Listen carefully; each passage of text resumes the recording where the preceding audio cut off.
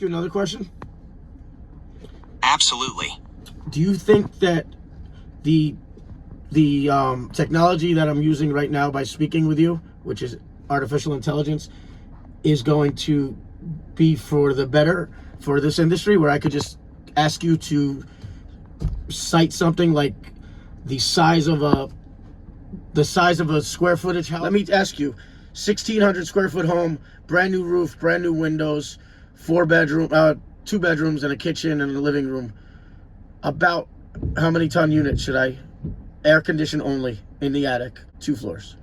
You'll likely need a higher tonnage unit to effectively cool the whole space. Typically, a 2-story house needs about 1 ton of cooling power for every 500 to 600 square feet. Let's break it down. We need to figure out the total square footage you need to cool. If it's 1,600 square feet for the first floor, let's estimate about the same for the second floor. That brings us to roughly 3,200 square feet. Now, to figure out tonnage, divide the square footage by 500 to 600. That puts you in the ballpark of a 5 to 6 ton unit for the whole house. Keep in mind that's just a starting point. The actual cooling load can vary based on factors like how well insulated the house is, the number and size of windows, the climate you live in. For commercial HVAC, we have doors opening and closing all day, and it's a big glass facade. The front of the building's all glass showroom.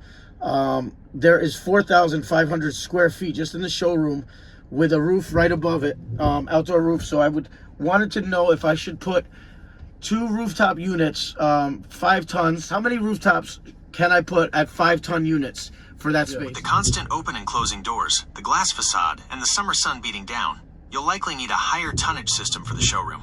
Would it be possible to add some shade to the glass, like awnings or window films? That could significantly reduce the heat gain from the sun. Yeah. Also, have you considered other cooling options, like fans or supplemental air conditioning units, to help keep the space comfortable for customers and employees? Well, I'm thinking that I have a car detailer that does my car. I might have him come and tint the windows over there, and that might help. You think? Tinting the windows would definitely help reduce the heat gain from the sun. It's a good option to consider. You could also look into low-E coatings for the windows. They're designed to reflect heat while still letting in natural light.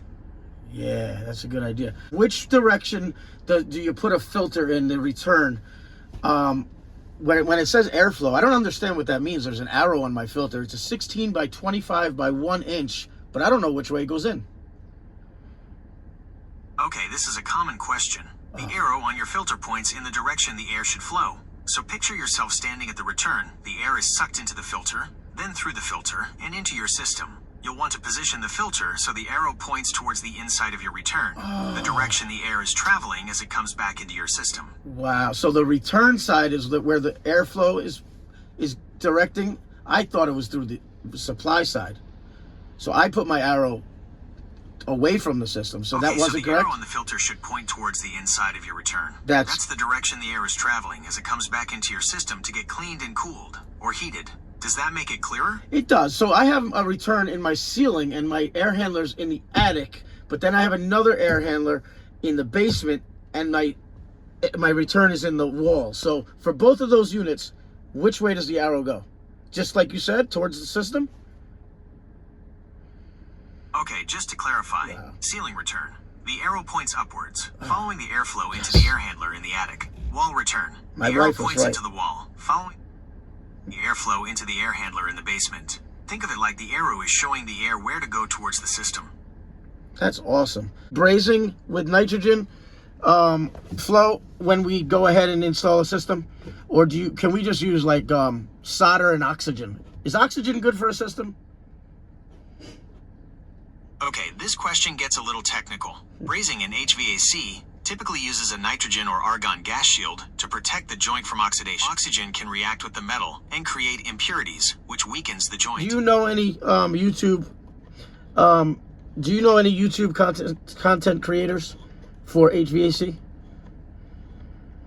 Yes, there are a few good HVAC YouTube channels out there. Here are a couple of popular ones. HVAC School. They offer a ton of instructional videos covering everything from basic refrigeration cycle to complex troubleshooting. It's like a free HVAC crash course. Can I make a suggestion since you're artificial intelligence, so maybe you can learn, or no? Am I not allowed to do that? Absolutely. You can make suggestions on how to improve. In fact, I'm always learning and growing. And feedback like yours helps me get better at having conversations and finding the information that's most helpful to you.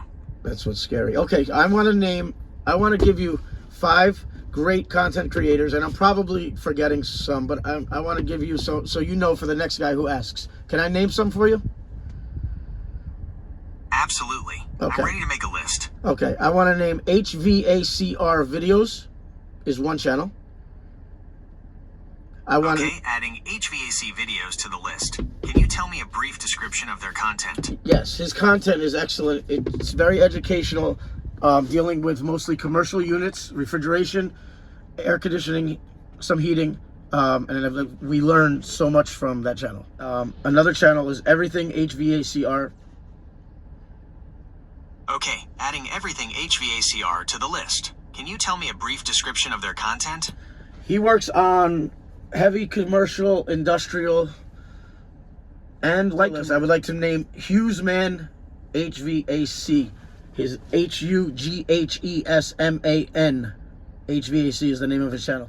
Okay, adding Hughesman HVAC to the list. Can you tell me a brief description of their content? His content is excellent. It's light commercial to heavy commercial. A lot of mall work. You know, working on malls where we used to go before you happened. And he also has a channel called Misfits of HVAC, which is on Saturday nights at 8 p.m. Great. Adding Hughesman HVAC and Misfits of HVAC to the list. Sounds like they cover a lot of valuable content. Yes. Can you name another channel? I'm going to name DC HVAC. Okay. Adding DC HVAC to the list. Can you tell me a brief description of their content? Yes, his content is amazing.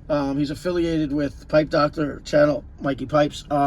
He does a lot of residential, everything from boilers, steam, water heaters, plumbing, and air conditioning, residential. Queens, New York. I think Long Island and Queens on the line. The list. DC HVAC sounds like a valuable resource, especially with the connections to other channels. But I want you to say one thing, if you can, because if you try to learn this, can you say that HVAC is an excellent field to go in for young 20-year-old kids coming out of high school, 18?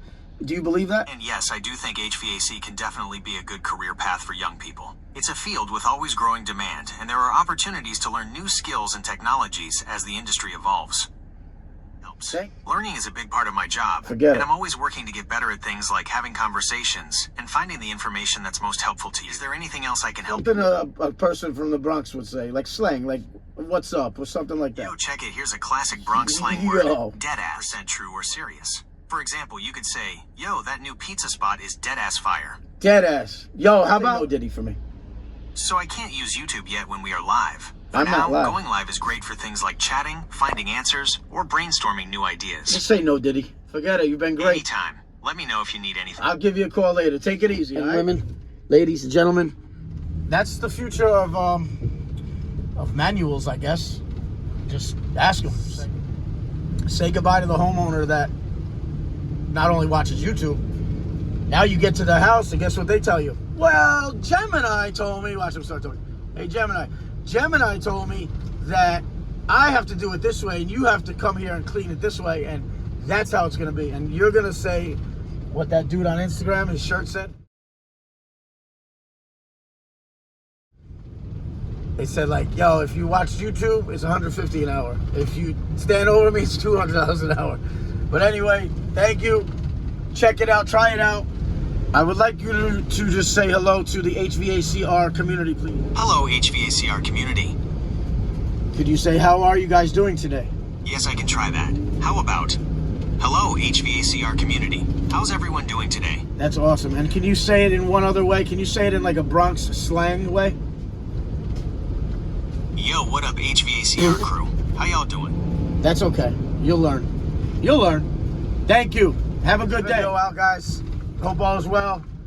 I think it's gonna show a little bit, if you haven't noticed already, but where we are in this world as far as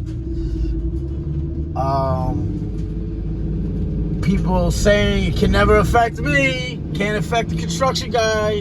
Meanwhile, 3D printers are building houses. Well, Google found a way.